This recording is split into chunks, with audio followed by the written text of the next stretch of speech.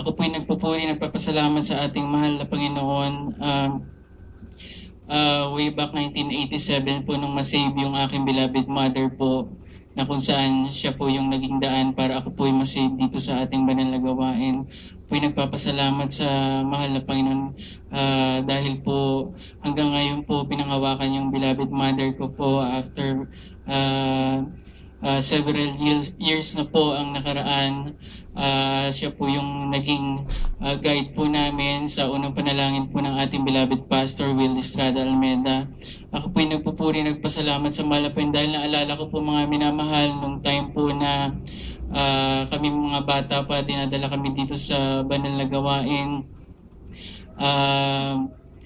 Napakahirap po namin na hikayatin ang aming beloved mother dahil kami po ay nahati po yung aming puso sa gawa po ng sanlibutan at sa gawa po ng kabutihan dito sa ating banal na gawain. Ngunit mga minamahal, hindi rin po nagtagal mga minamahal. Patuloy po naglingkod, nagsumika po yung beloved mother ko sa tagal po niyang paglilingkod.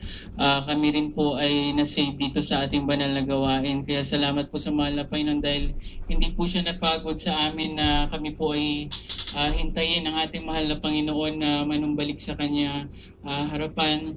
At pinapasalamatan ko po sa ating mahal na Panginoon dahil ako po'y pinagpala ng mahal na Panginoon na maging isang arkitekto mga minamahal sa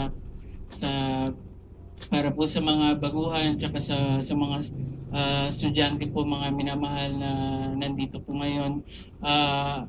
Nung time po na kami po ay nag-aaral, kami po ay nahirapan mag-aral, patuloy pa rin po naglingkod yung beloved mother ko. Ang sabi po ng mahal na Panginoon, turo po ng mahal na pastor na patuloy pong maglingkod.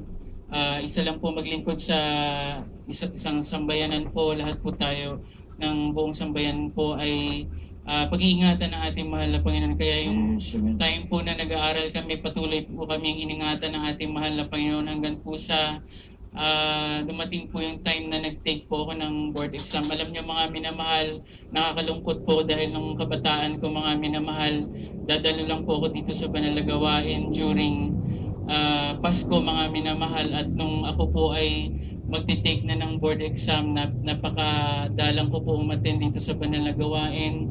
At nung magti-take po ako ng board exam, panay po ang hiling ko sa mahal na Panginoon, ipasa mo ko, maglilingkod ako sa iyo. Ganun po yung naging kalagayan namin nung panahon na yon. Ngunit alam niyo mga minamahal, nakinig pa rin ang mahal na Panginoon dahil nung nag-take po ako ng architecture licensure board exam mga minamahal, isang take lang po yun mga minamahal, pasado ka agad mga minamahal. Yes, salamat sa ating mahal na Panginoon. Talagang mga minamahal, sa patuloy po na pagluhod po ng beloved mother ko sa turo po ng ating mahal na pastor, hindi po pababayaan yung ating mga anak mga minamahal ng ating mahal na Panginoon hanggang sa na-realize ko po mga minamahal nung ako'y naging arkitekto ng mga minamahal, hindi po pala yun yung kasiyahan ko dahil po medyo nahirapan po ako maka overcome po dun sa construction dahil sa larangan po ng construction ng time na yun, nakikita ko po na napakahirap po na trabaho dahil may mga under the table po na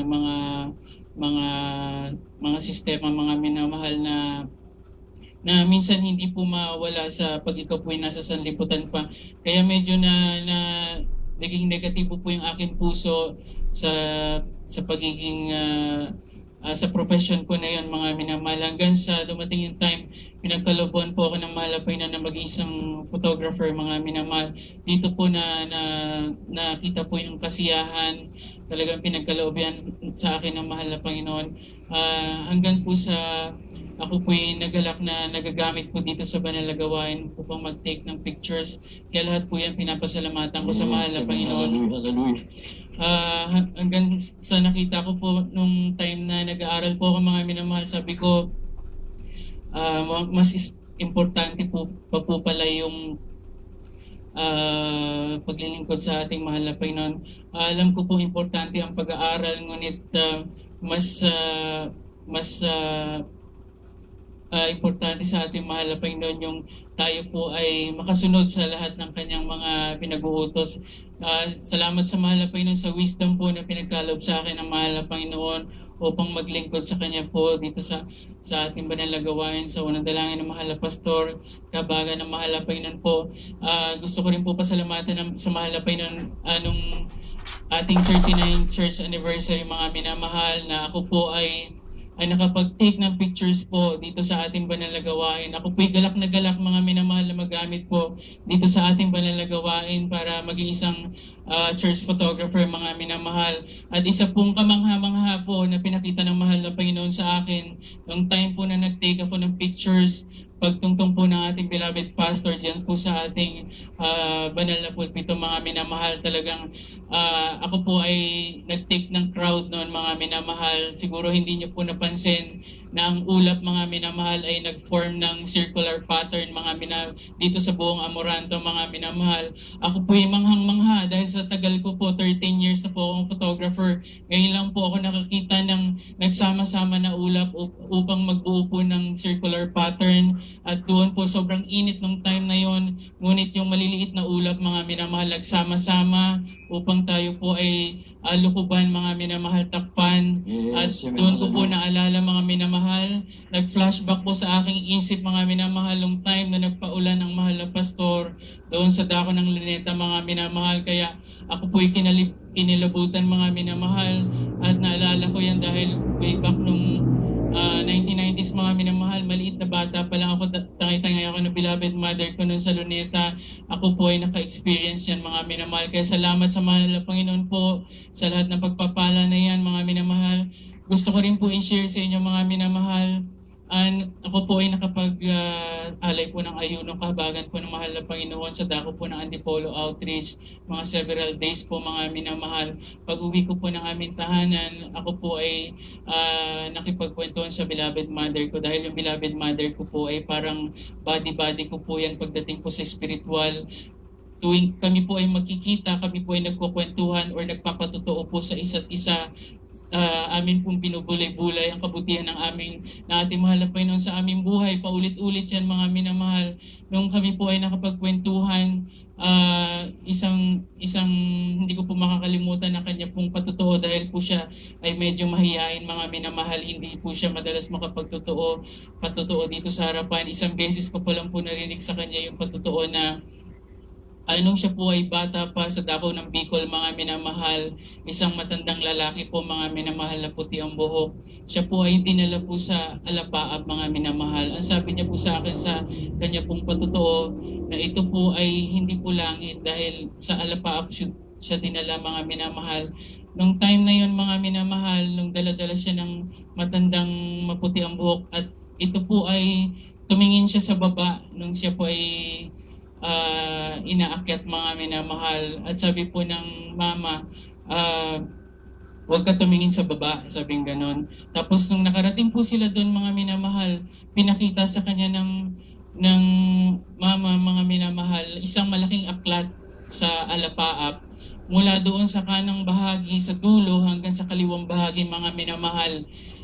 Ganong kalaki yung aklat, mga minamahal, at isang trono na napakalaki, mga minamahal.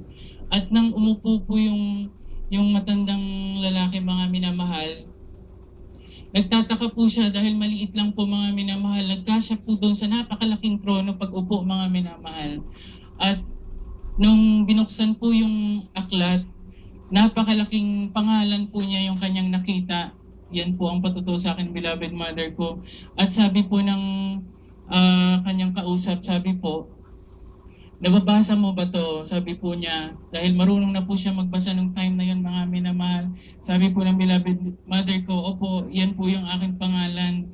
Sabi po niya, mga minamahal, tandaan mo tong araw na to, hindi mo to makakalimutan hanggang sa pagtanda mo. Ayun, mga minamahal, salamat sa mahal na Panginoon, hanggang sa binuksan po muli yung aklat, mga minamahal. Pinakita sa kanya iba-ibang mga animals, mga minamahal. At sabi, habang tinuturo niya yung mga animals, ito, kilala mo ba tong mga hayop na to? Sabi ng beloved mother ko, hindi ko po kilala yan dahil bata pa po siya, hindi pa niya nakita lahat ng klase ng hayop, mga minamahal. Ngunit yung pinakita sa kanya yung ahas, mga minamahal, ito, alam mo ba to? Sabi niya, opo, alam ko yan, ahas po yan. Alam niyo mga minamahal, pagbaba po niya, mga minamahal, binaba na po siya. Hindi niya po sinabi sa aming lola, mga minamahal, sa kanyang beloved mother, na ganun po yung nangyari. At after po ng isang araw, mga minamahal, habang po siya natutulog, doon po sa kanyang hinihigaan na banig, mga minamahal, hindi niya po akalain, kasi laki po ng braso ko, mga minamahal, ang ahas, mga minamahal, kanyang pong hinihigaan, mga minamahal, ngunit hindi po siya inaano, mga minamahal, hindi man lang siya tinuklaw, mga minamahal. Naalala po niya yung sabi ng matanda na maputi ang buhok, mga minamahal, tandaan mo itong hayop na to, hindi ka aanohin ito, hindi ka nito tutuklawin. Salamat sa mahal na Panginoon sa patutuo po na yan na narinig ko sa beloved mother ko, mga minamahal. Hanggang sa hindi pa po siya saved noon, nung siya po ay nagkaedad na, mga minamahal, sabi po ng kanyang kapatid na bunso, ate, natugpuan ko na ang banal na gawain sa Jesus Miracle Crusade. Sumama ka sa akin sa dako ng Luneta. At nung siya po ay dumating sa Luneta, mga minamahal, patuloy po siya nakinig sa buong gawain, mga minamahal. Nang tumayo po ang beloved pastor sa pulpito, mga minamahal. At kung sumigaw po ito, mga minamahal, ating beloved pastor, na ikaw, magpabautismo ka. Sabi po ng gano'n ng beloved pastor, bigla po yung tumusok sa kanyang puso, mga minamahal, at naalala po niya yung boses na yun, yung po yung matandang lalaki na nagdala sa kanya nung bata pa siya. Kaya, mga minamahal, ang ating mahal na pastor, ang tunay na propeta, mga minamahal. Yes, amen. Hallelujah, hallelujah. Hallelujah, praise the Lord. Salamat po sa mahal na Panginoon. Kaya hanggang dito na lang po, mga minamahal, lahat po ng kapurihan, pasasalamat ay tanging sa ating mahal na Panginoon po lang. Amen. God bless you.